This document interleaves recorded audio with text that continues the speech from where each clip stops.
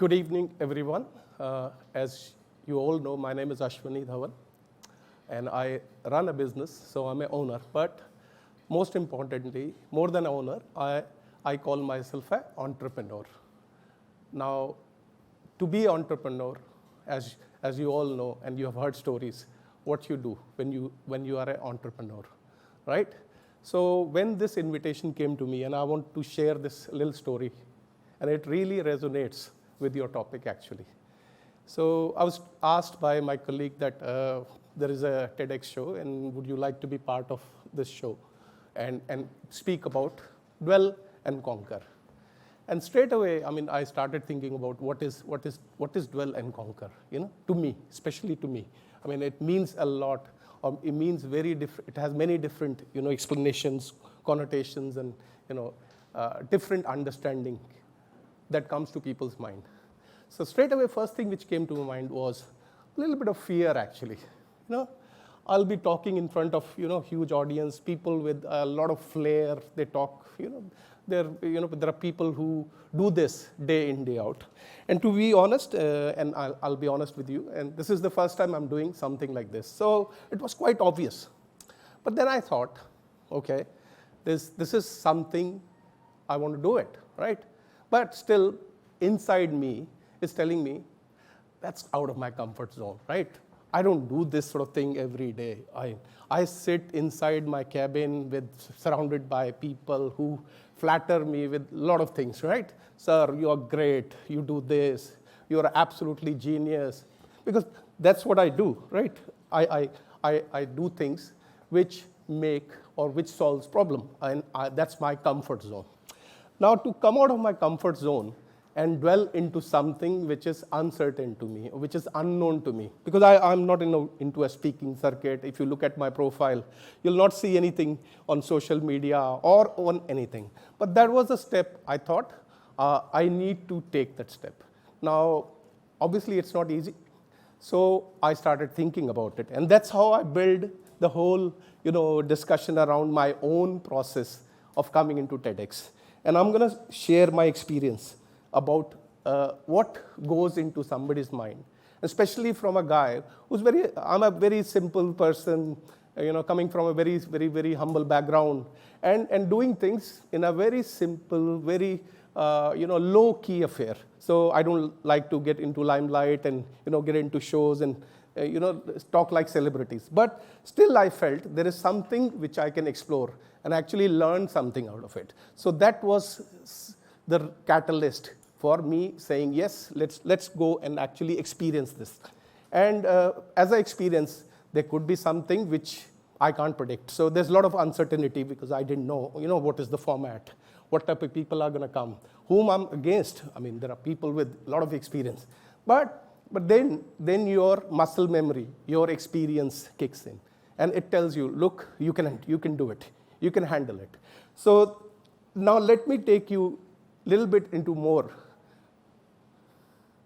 about what I call dwell and conquer. What is my understanding or what I feel we could think about dwell and conquer. Because normally when you talk about dwell into, it's generally negative. I don't want to dwell into this because I'm not sure what is going to happen. I may incur a financial loss. I may have a reputational loss. So it's all about, I don't want to do it because this is taking you out of your comfort zone because you're happy doing what you do, but anything which is new, uncertain, complex, too difficult, your mind, your brain will tell you, please do not get into this. This is not something I want to do it. Now, how do you get out of that mindset and actually do what is required, right? You want to achieve something. To achieve something, you will be trying things which you have not tried before, right? So what I call is to conquer something, you need to, first of all, live in the present. That's the most important thing. If you don't live in the present, you will be always doing what I call daydreaming. Planning for future. Oh, I'm going to have a car. I'm going to have a big house in 10 years' time. So you keep making these big plans, and I'm going to have a job as a CEO or a CFO of this company, right? But these are all plans. how do we conquer, or how do we achieve all this, is by living in the present and making effort towards that goal which you have in your mind. And that's where lot of fear also kicks in, saying, oh, what if this didn't happen? I actually planned to do this, and this hasn't turned out to be the way I'm planning it, right? So there's a lot of fear which is stopping you to, explore your options, explore your potential, realize your potential as an individual, as a human being. So what can you do? I mean, you're going to have a lot of attempts at many things you do in your life, in your exams, studies, wherever you are. But you're going to encounter a lot of failures along the way. So how do we go forward and conquer our goals, achieve our goals? I call the whole thing is fear of failure. So when I was walking on that steps, I was actually fearful I'm going to fall, right? And I actually I fell down. Now, there is a learning that I have to be very careful when you are walking on such a path. You have to be extra careful.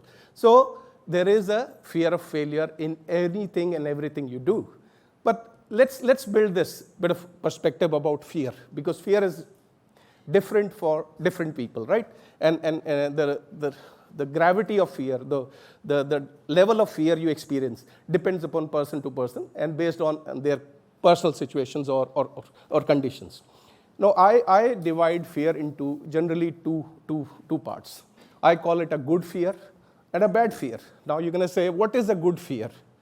As a child, as an individual, when we are growing up, we have this intrinsic thing in our mind. It helps us protect ourselves. So let's say if something happened, I fell down and I just went to grab the floor to protect myself, right? It is my muscle memory which is telling me that, okay, there is something, a danger in front, and I need to protect myself. And this could be extended to, you are doing a very, very high-stake business, right? You're going to encounter fear. That's a fear which you call, it's not a fear which will affect your life, right? It's not a physical fear. It is the fear which you experience emotionally, psychologically. It's in your brain, at the back of your mind. There is a part of your brain which actually processes fear, right? And you don't have to do anything. It's instantaneous, right? Physical fear. But let's focus on fear of failure now. For the purpose of today's discussion, I chose this because I actually experienced this myself. So I thought, what better I can tell people?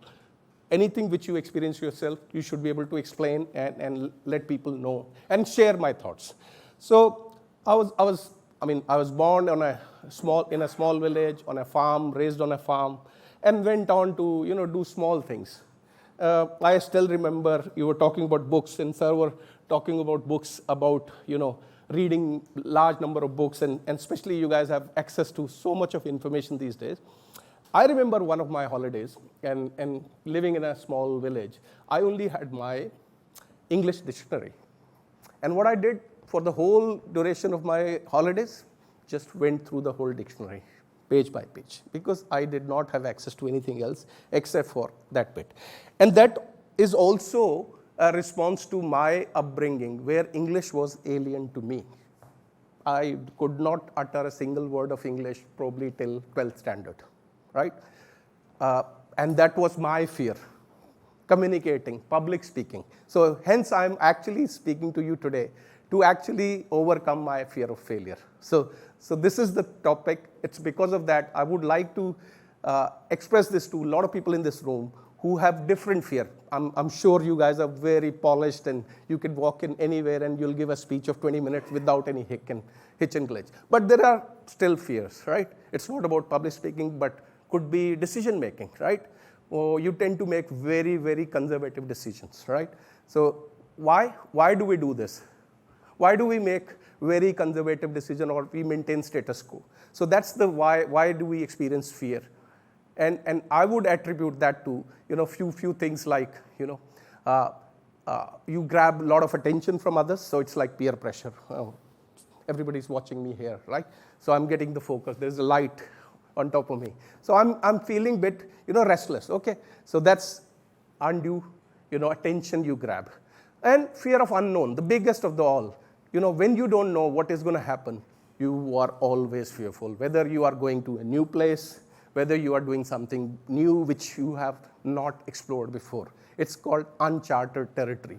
There's no book, there's no guide, or there's no textbook which tells you what to do in this situation. Now, hence what you do, I'm not going to do anything because I'll maintain my status quo. So you remain in the shell. Now, where do you experience such things? That's another thing somebody will ask. Generally, this sort of situation happens. I'm sure you get asked questions in your class when your teacher or a professor or a lecturer will ask you a question and to raise your hand. And everybody is like, no, not me, because they don't want to grab that extra attention, right? So this is the situation where you fear failure, right? Oh, what if I answered something wrong? Everybody's going to laugh about, what I said just now. You could be a very high-stakes situation, which is what we experienced probably a few weeks ago in a World Cup match, right? Pressure. And pressure does many things to a person.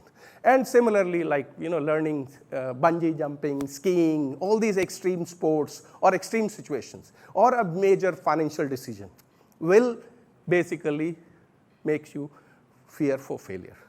Now, moving on, if we go further, I've spoken about fear, and everybody's now thinking, oh, what is he talking about? It's all failure, fear. Is it possible to overcome fear of failure? More often than not, people will say, yeah, why not?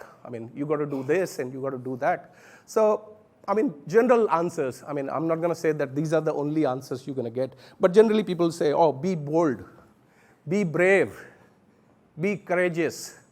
These are the normal responses you're going to get from someone who's telling you how to overcome fear of failure. To me, actually, that's the opposite, right? How do you overcome fear of failure? By being bold, right? You're actually feeling very stressed. You're feeling under the pump.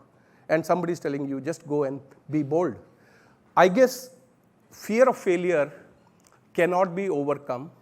It should not be desired, actually. There is no need to overcome the fear of failure.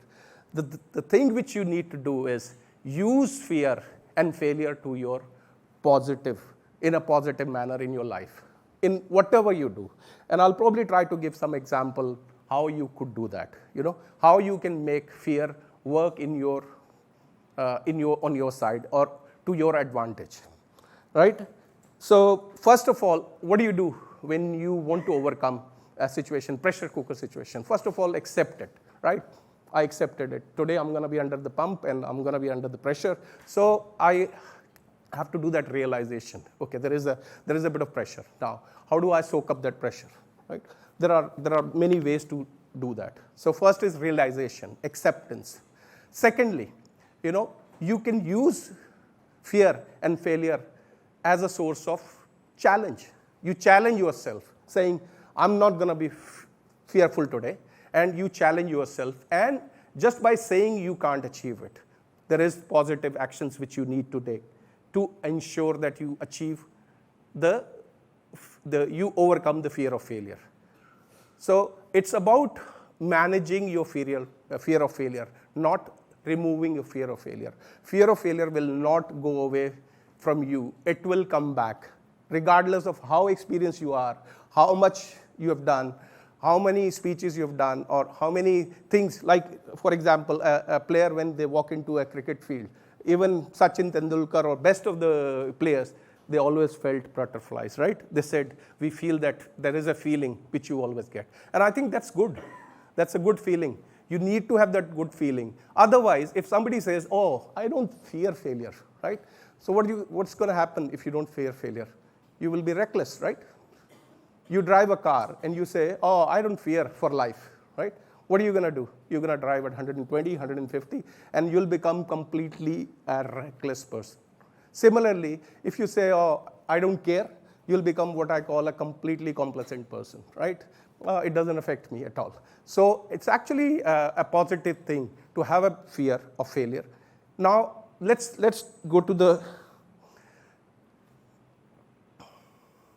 so there's a saying which I took it from Suzy Kassem: fear of failure kills more dreams than failure ever will.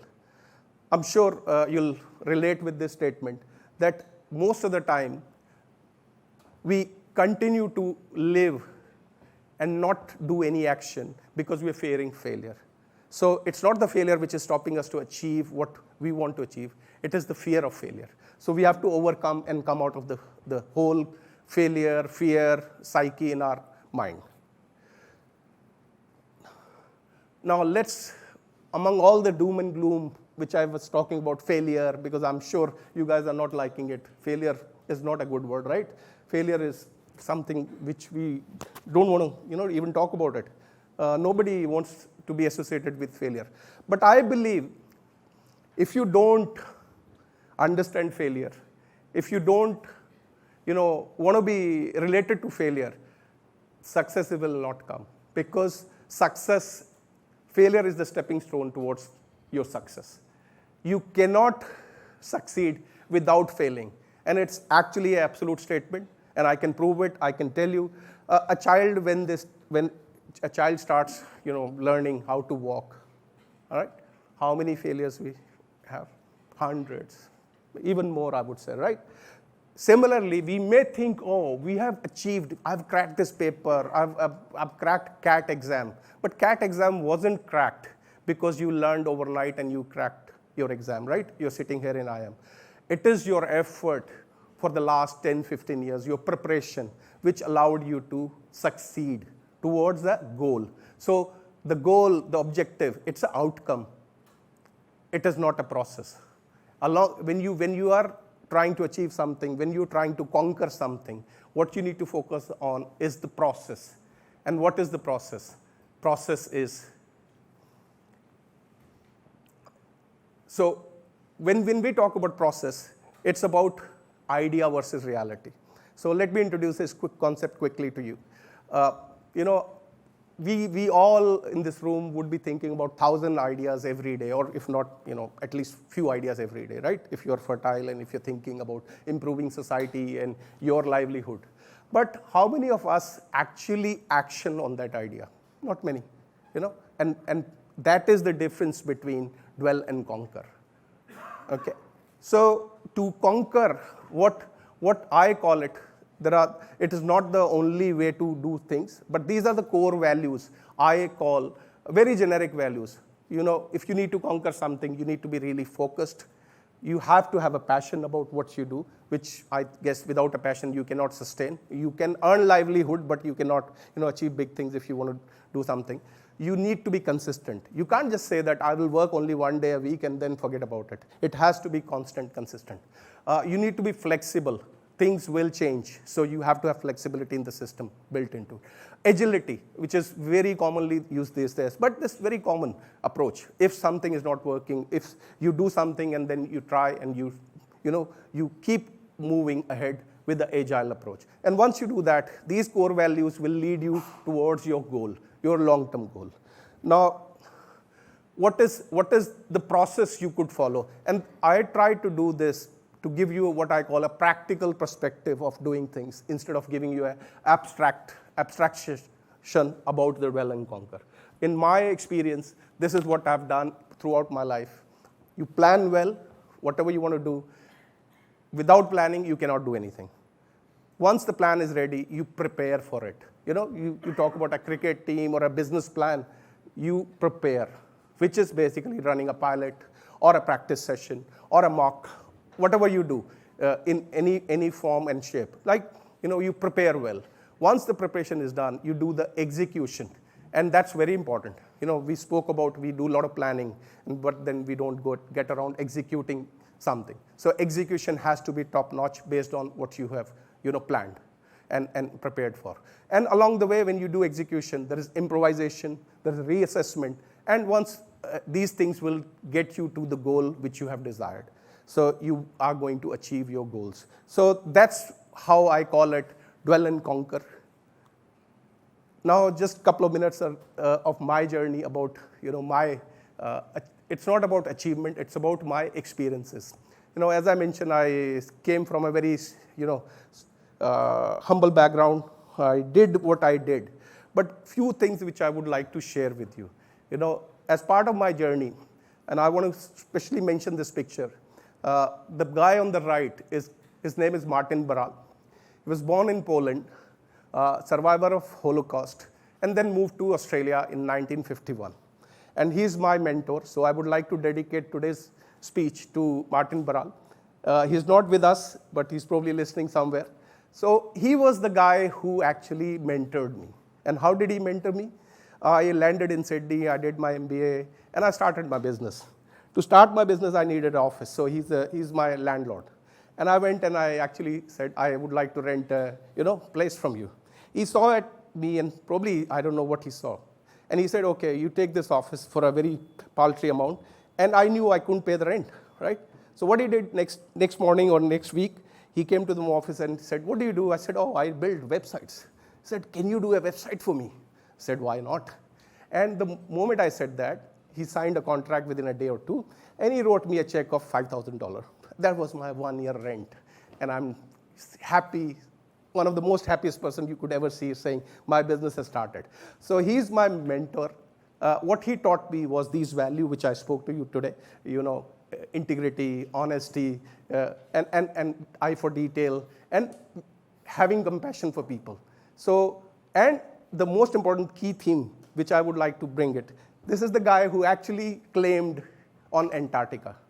He went on, actually put a claim on Antarctica. He was that go-getter. And I sat down with him on a coffee table and shared a lot of his stories, how he built his business.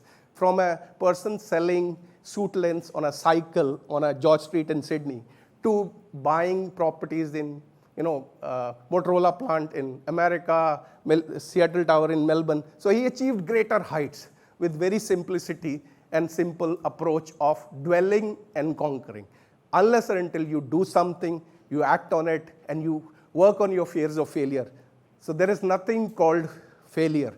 Every success is led through a failure only. So I would like to finish on this, that let's not admonish failure. Let's actually learn from our failures and achieve greater success. Thank you very much for today.